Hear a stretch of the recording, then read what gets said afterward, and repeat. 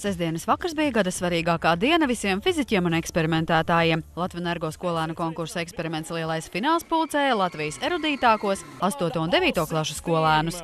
Galvenais uzdevums – pa pilnam izbaudīt atziņu zināt ir stilīgi un noskaidrot, kurā Latvijas skolā mācās atjautīgākie un atraktīvākie gudrīši. Lai to uzzinātu, komandas slēdza ierīces SOS signāla raidīšanai, izgatavoja elektromagnētu, lai atbrīvotu iestrēgušu divriteņu atslēgu un ar paštaisīta kompasa palīdzību meklēja māju ceļu. 50 sekundes.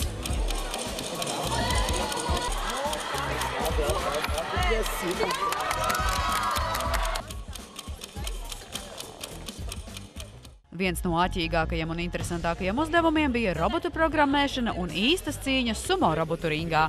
Ar to komandas tika galā vēl pirms lielās tiešraides. Uzmanību, gatavības starts. Savukārt vārdu minēšanas uzdevumā skolēni pierādīja, ka itin nemaz nav uz mutes krituši. Ir tāds kukainis. Ies citu ceļu. Bita? Jā, bet vīrieši zin te. Bits? Bravo! Kas ir atomiem, kas viņu apkārt? Neitroni, protoni, elektroni. Just minūtes saņemies.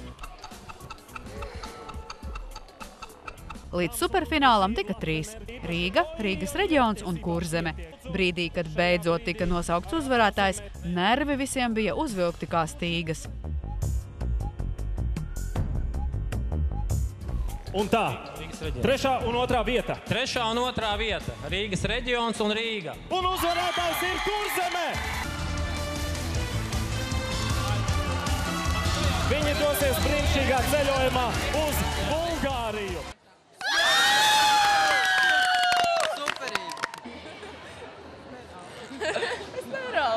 Vienkārši tas ir tik neticami. Es vēl nespēju noticēt, ka mēs brauksim ceļojumā. Tas bija zvaigznēs ierakstīts. Man bija šaubas tajā brīdī, kad bija jāslēdz elektriskā ķēde, un tad, kad nosauc, kad Kurzemē ir saslēgusi pareizi, tad man tiešām vairs nebija šauba par to, ka mēs esam uzvarējuši šajā konkursā. Un gluži kā Oskara balvu pasniegšanas ceremonijā, eksperimentā šogad uzvarētājiem tika visi lielie lauri, arī skatītāju simpātiju balva. Ar 5492 balsīm Kurzeme un All 16. Mēs esam no tik mazas pilsētas kā Brocēni, un tas jau ir daudz, ka mēs esam tikuši televīzijā un vispār starp 6 labākajām komandām Latvijā. Un vēl uzvarēt, mēs tagad, man liekas, neviens īsti nesaprotam, kas ar mums ir noticis, jo tas tiešām ir lieliski dabūt ceļojumu, telefons. Paldies visiem! Tas ir pats lielākais, ko mēs gribējām teikt. Zināt, ir pavisam stilīgi, un ja vēl klāt ir atraktivitāte un entuziasms un vēlme kaut ko darīt, tad tas ir pavisam stilīgi.